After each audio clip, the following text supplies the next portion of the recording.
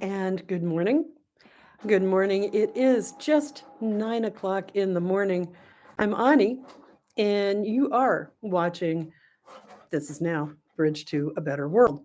So I'm here alone this morning because my cohort, co host, and, beloved life partner, Teresa, is suffering some side effects, some after effects of getting the second COVID booster yesterday.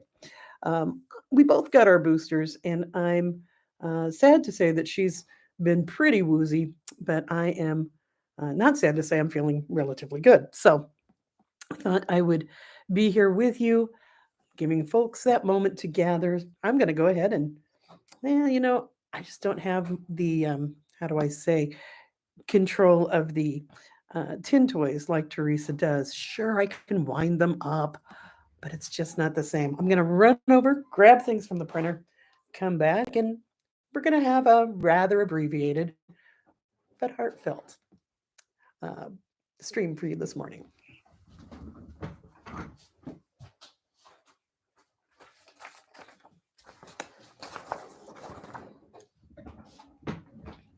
Right. So, I know it seems like a particularly early morning, doesn't it? But I do thank you for being and for being here with me. So, on I go. There's been a relentless onslaught of important and dire news. And it's always challenging for me to sort of select the stories that sort of best put forth the zeitgeist of today. So, some things I really wanted to look at this week, what really came to my attention, um, nuclear posturing on the behalf of Russia. There's dire world news, there's dire international news. Hard to imagine more dire. That said, I'm going to focus on what's happening here and what to me looks like a huge advance in the culture war against our freedoms, our lives, and against marginalized communities. So let's unpack that a little bit. What do I mean? There has just been um, an onslaught of legislation that restricts abortion or actually perhaps bans abortion in various states. There has also been sweeping legislation that bans necessary medical care for trans people, especially young trans people. There's also been a huge sweep to ban information and ban books. And again, that's national and accelerating at a rate we haven't seen in this country. Certainly not in my lifetime.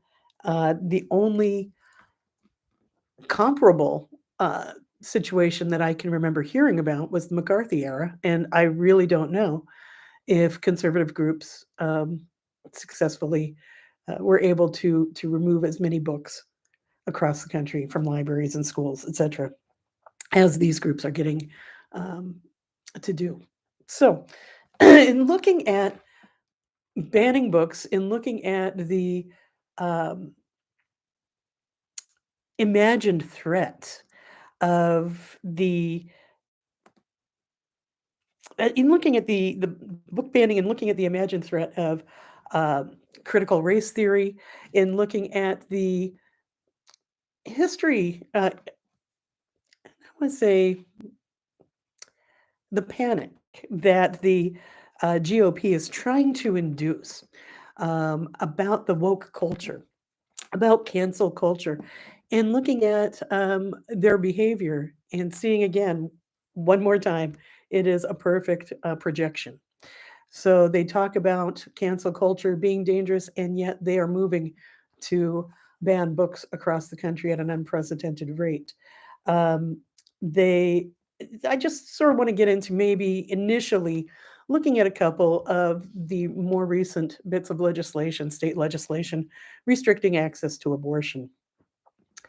Um, in Kentucky, the state legislature overturned the governor's veto of a bill that essentially removes access to abortion in Kentucky. Uh, they effectively suspended legal abortion access on Wednesday as the legislature enacted a sweeping anti abortion law that took effect right away and forces providers to stop offering abortions until they can meet certain requirements, some of which are prohibitively expensive, um, and some of which actually don't have mechanisms set up to comply, right? So it's a catch 22. You have to do these things, you have to file these forms, but these processes are not in place yet, so you can't. Um, it's a pretty effective way to stop safe, legal, medically indicated abortion. And when I say medically indicated, it's medically indicated if the person who is pregnant says that it is their well-being, to their benefit, to terminate the pregnancy. Um, I am one of those people that truly believes abortion on demand without apology is sensible medical practice. It ensures bodily autonomy, right, of adult individuals.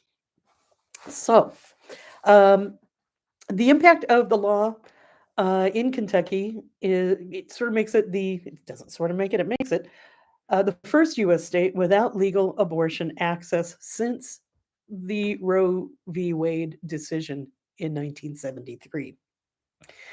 So, again, that's dire.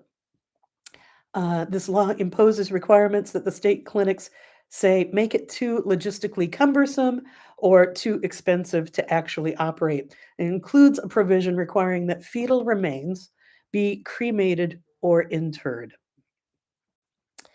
It calls for a combination birth, death, or stillbirth certificate to be issued for each abortion, and it bans all abortions after 15 weeks of pregnancy.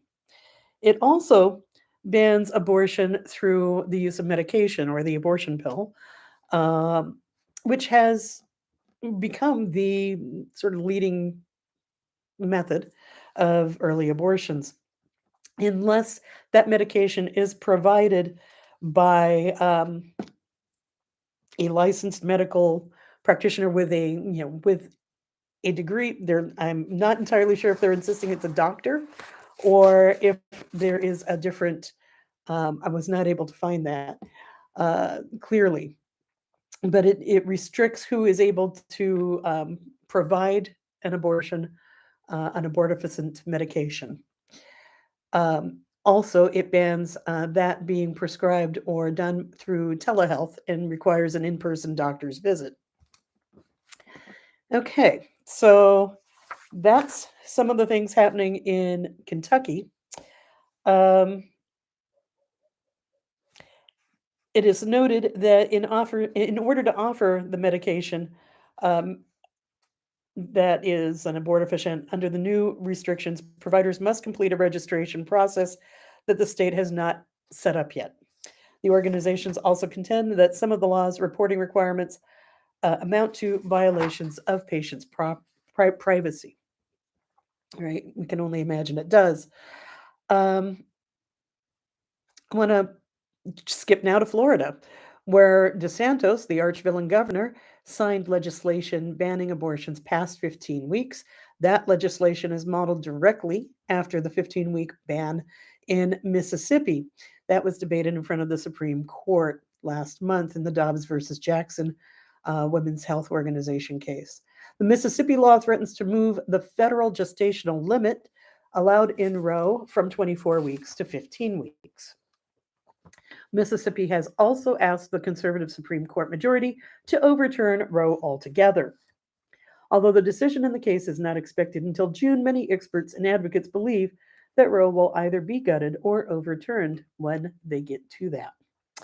The Florida ban would go into effect July 1st, likely weeks or even days after the Supreme Court rules in that case. Highlighting that Florida joins not only Kentucky but also Arizona in recently banning abortions after 15 weeks.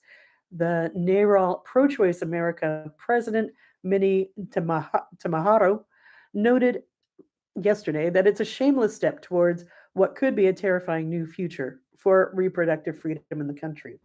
And I'm going to say it is a terrifying present for reproductive freedoms in this country.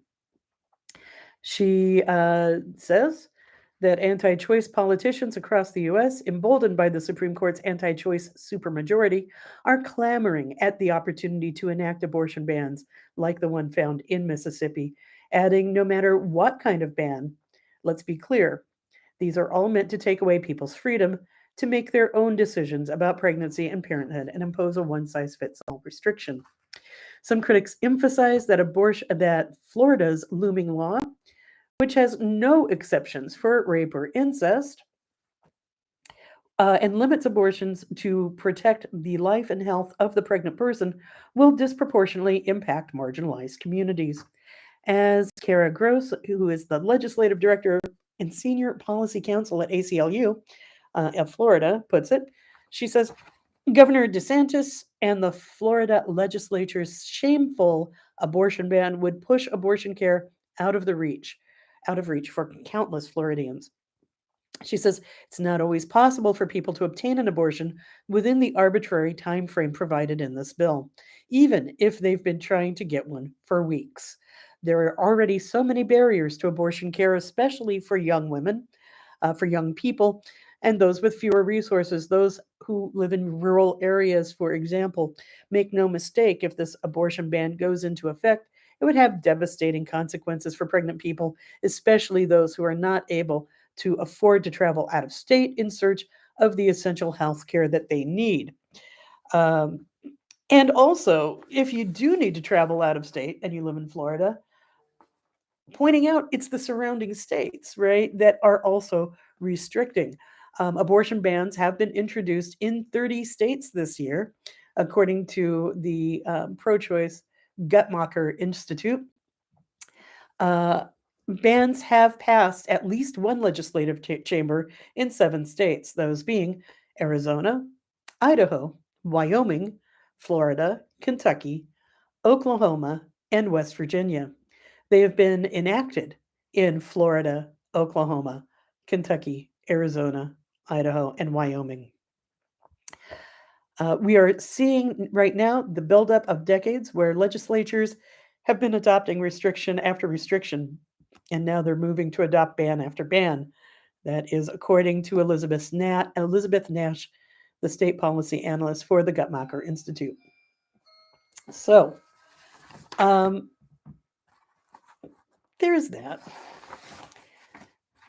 It is essential to really understand that not only are these people going after abortion and reproductive rights in general, but they are also going after, the rights of trans people to exist.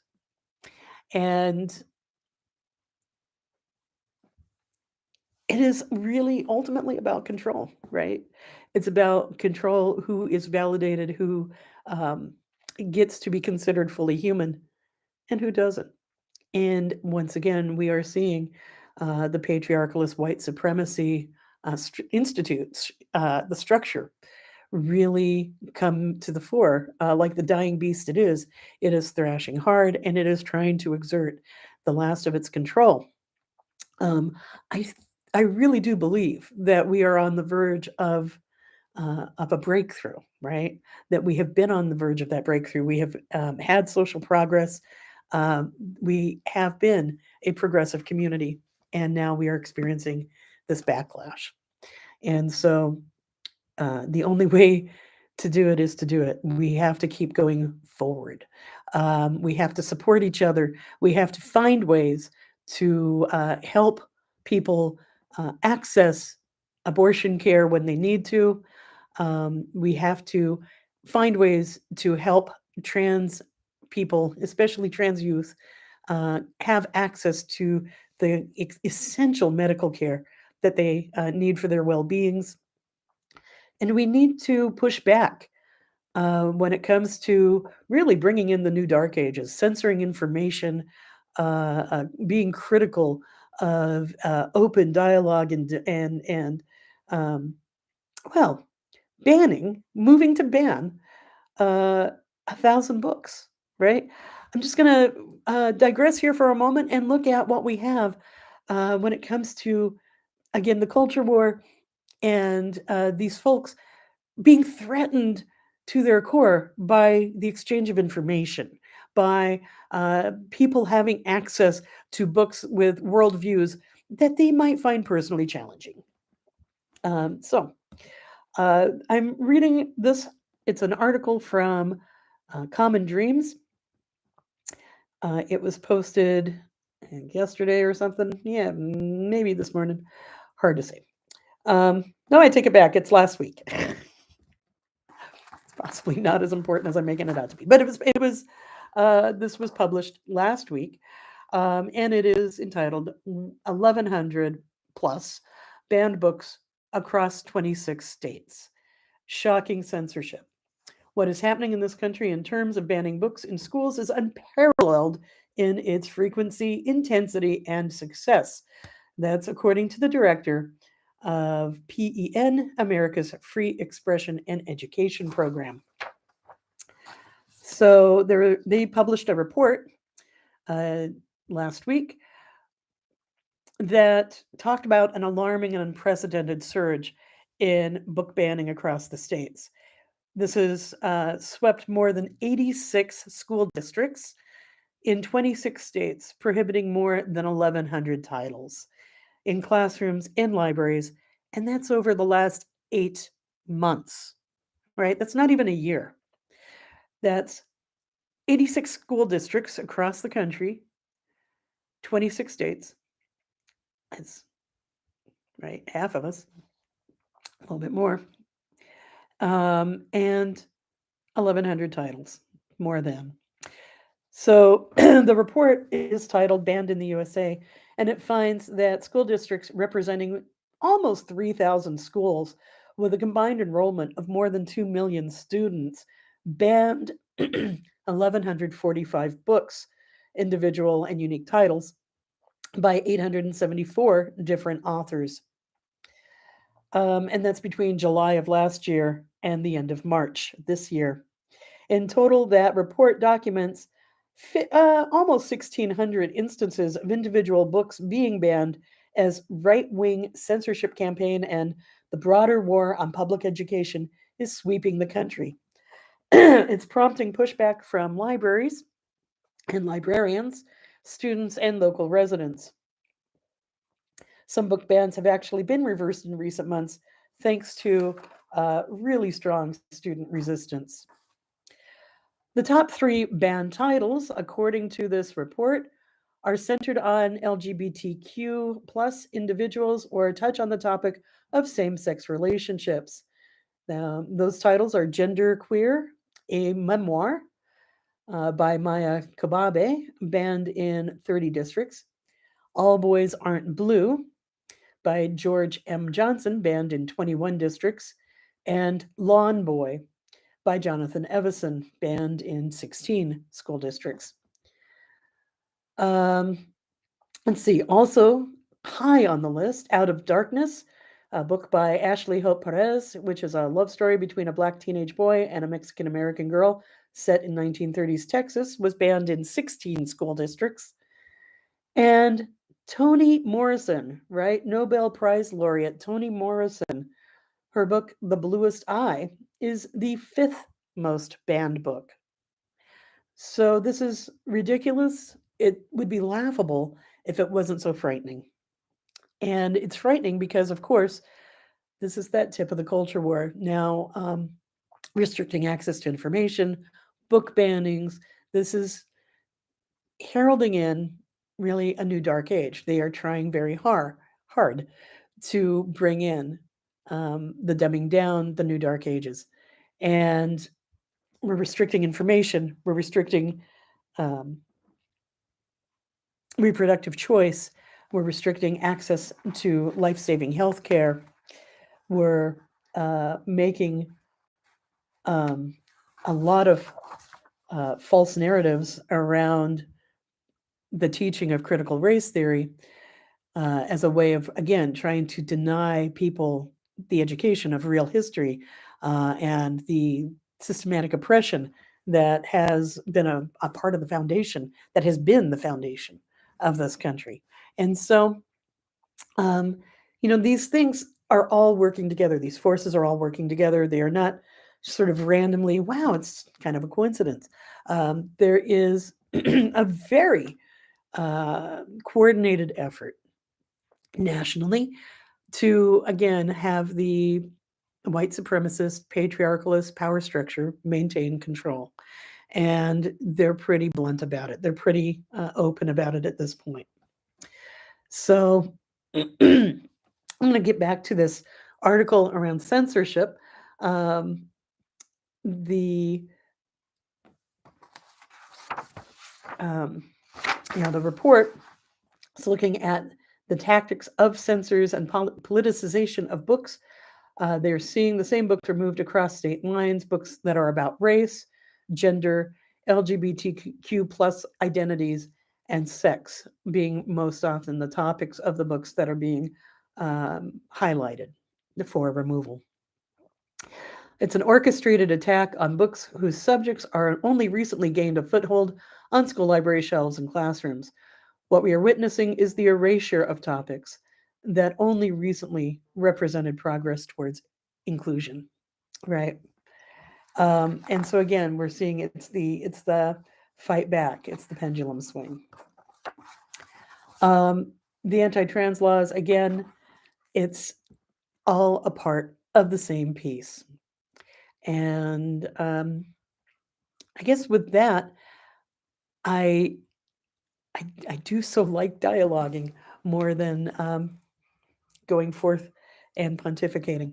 So I'm going to sort of wind things up, but I think you get the picture of what I'm trying to put out there, and that is that we are seeing a nationally coordinated effort to take us back into a very repressive time where gender nonconforming people, the LGBTQ plus communities, people of color, and women have, uh, see that any gains that we have recently made um, are being swept away. That we are in a time where the radical right, the GOP, and let's say Manchin as well, really wants to see us dumbed down, uh, isolated, and afraid. And that's how they maintain their control, right? Right.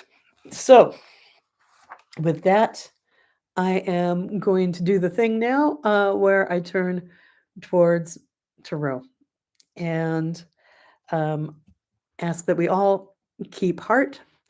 John, absolutely agree. Yeah, good comments this morning, people. Jabara, John, absolutely. Every totalitarian regime begins this way. And that is, what I'm seeing. And they are making a big push for their fascistic vision of our society. That said, what do the cards say for this week? What I have find interesting. When do I not find them interesting? So what we have, the card of the Lovers, the card of the Devil, and the King of Pentacles. So what this says to me is we have the King of Pentacles is inverted, I should point out. So what this says overall to me is that we have, this is a week where we really do have to look at our choices and look at our attitudes. I think that it is absolutely essential that we recognize the good around us, that we take in the beauty that is the spring, that we feel the renewal and our connections with each other at a bone level, at a heart level, at a very deep level inside. So the Lovers is really all about that. It is about seeing the beauty of the world around us and the beauty reflected in each other. It can be about your intimate relationships and feeling a particular closeness or coming closer with those that are important and in your close circle sharing goodness, sharing sweetness. Doesn't have to be sexual. It can, be the ties and the sharing of sweet times that best friends have.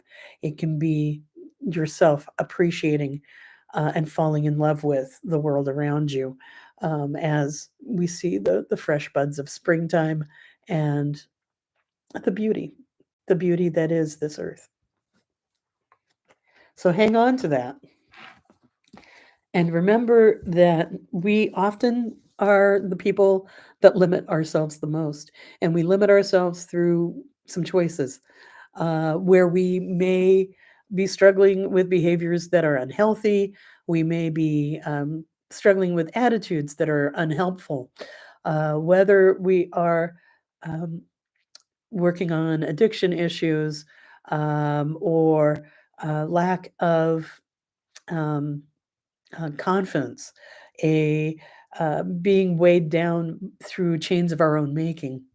We have to realize that as we take responsibility for our lives and we move into making healthier decisions, it's time to really see what has been holding ourselves back and to do the work that we need to do to remove those obstacles that we have placed for ourselves. And it's time to, slip out of our own chains. We can do that. We made them for ourselves. We can undo them as well.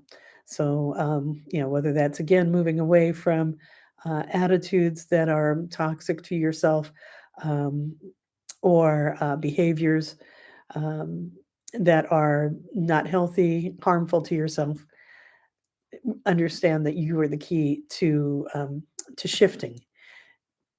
And it's saying it's a good time to shift, mostly, because you can't really appreciate the beauty around you while you are um, holding yourself back through unhealthy belief and behavior.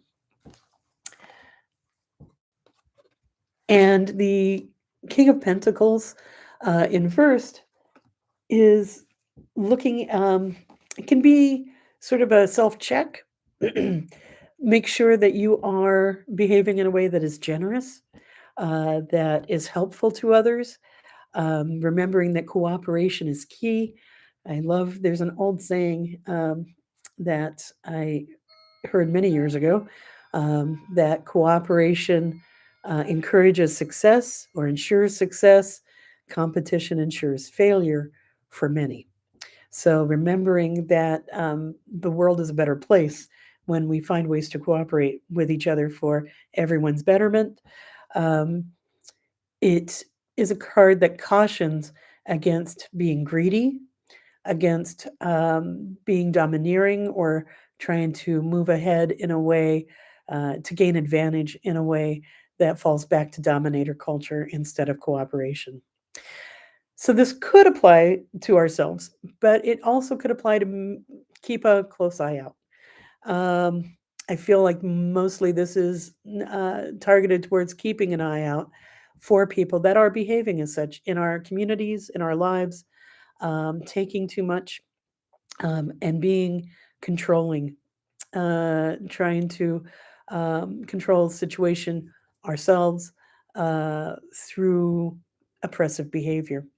Obviously, we can take that to the whole political milieu that I've just been talking about. Certainly, it works on that level, but you can also break it down probably on a community level or family level. And again, watch for individuals that are doing that, um, who are taking too much, who are manipulating the situation so that they can maintain control.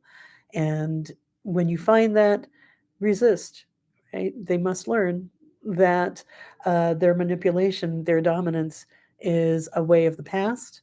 And that we are stronger working together in a cooperative fashion, being kind and sharing what we have. And that is what I have for you today, my friends. Thank you very, very so much for being with me. Um, I will now move on and see if I can bring Teresa some juice or something. But we thank you We thank you very much. Please do hit the like button on this video, subscribe if you haven't already to our channel, and we thank you so much for joining us this morning.